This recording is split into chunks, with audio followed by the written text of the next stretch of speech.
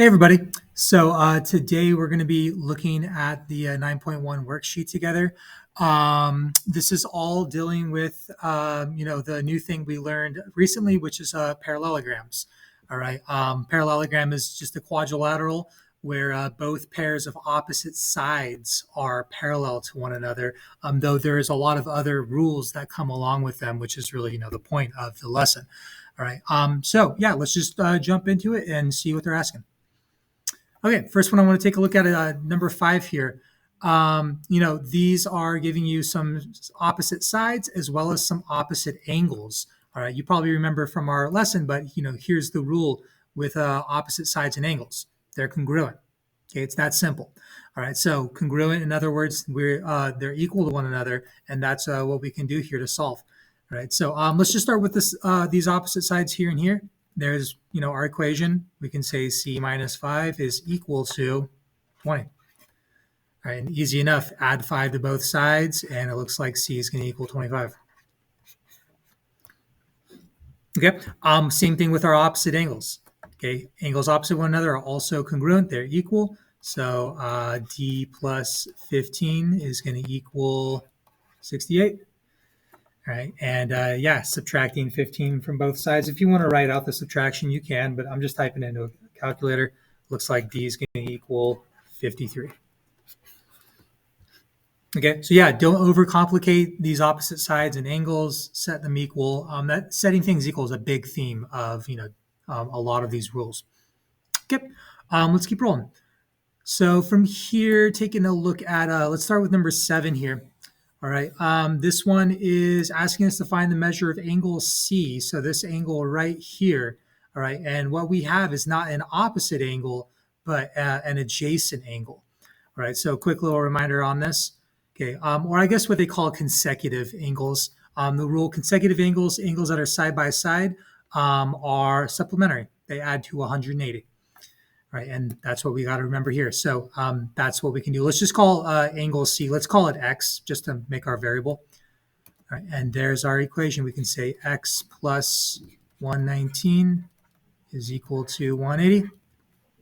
Subtract 119 from 180, and it looks like x is going to equal 61.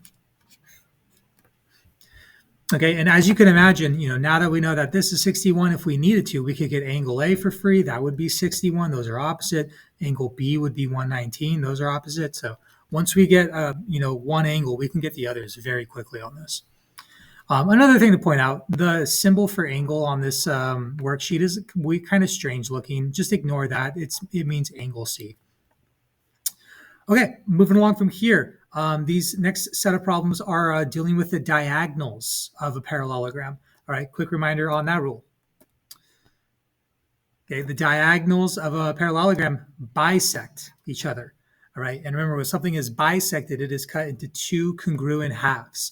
All right, and you can see that over here, this green diagonal, these two halves are congruent. This, I guess, purple diagonal, those are also congruent. Okay, so on this problem, all right, just be careful with what you're setting congruent to one another. Let's focus first on this diagonal here. Okay, this part of it's a 3x plus 6, that part of it's a 12. Those are the numbers I'm setting equal. All right, it'd be, maybe easy to set the 3x plus 6 equal to like 27, for example. Just be careful with that. Okay, so there's my equation. 3x plus 6 equals 12. Okay, I've just been solving most of this in my head or a calculator, subtracting 6 from both sides. I'm getting a 3x equals 6. Dividing 3 from both sides, x equals 2.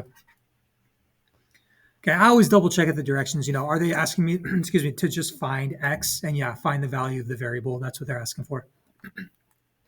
Okay, and we also have this other diagonal that we can make an equation out of. Okay, it's two parts, 2y plus 9 is equal to this other part, 27.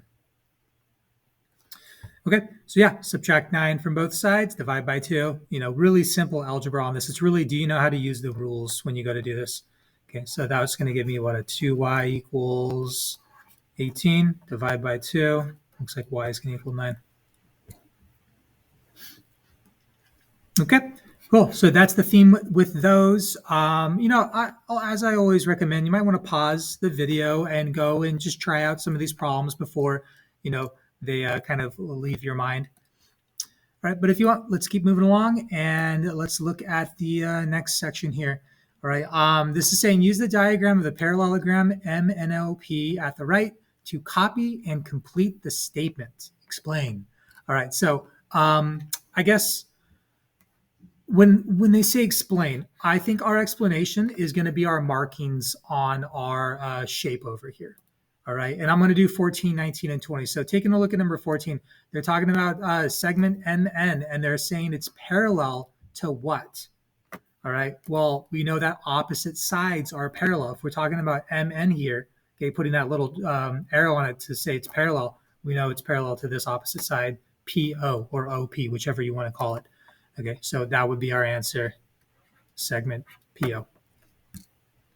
All right, so this section here it's not asking for like the measure of anything, the measure of sides or angles. It's asking, what are they basically congruent or parallel to? But most of these problems you guys can see are asking, what is it congruent to?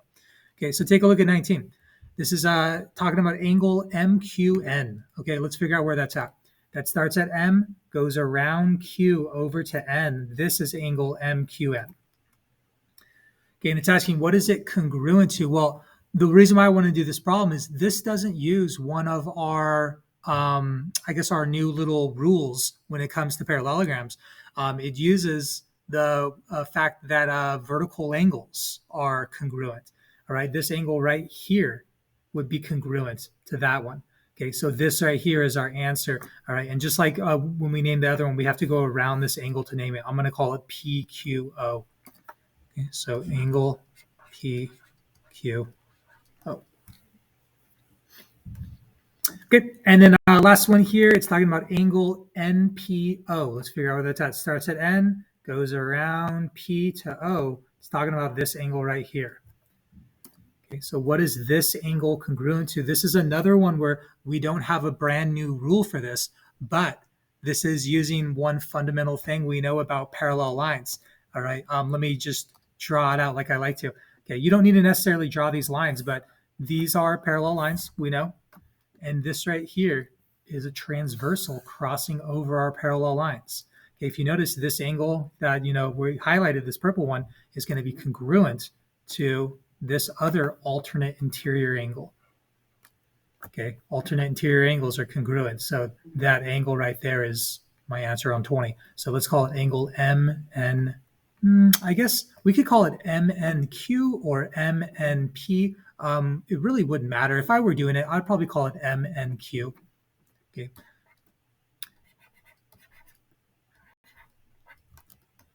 All right, and just remember, you can also go the other way around the angle. I could have called it QNM if I wanted to.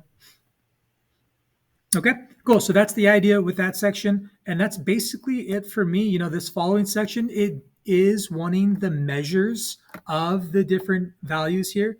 Okay, so you'll actually figure out like the numbers on these. But I'm going to leave this to you because I think this is mostly doable. Okay, so yeah, let me know if you have any questions.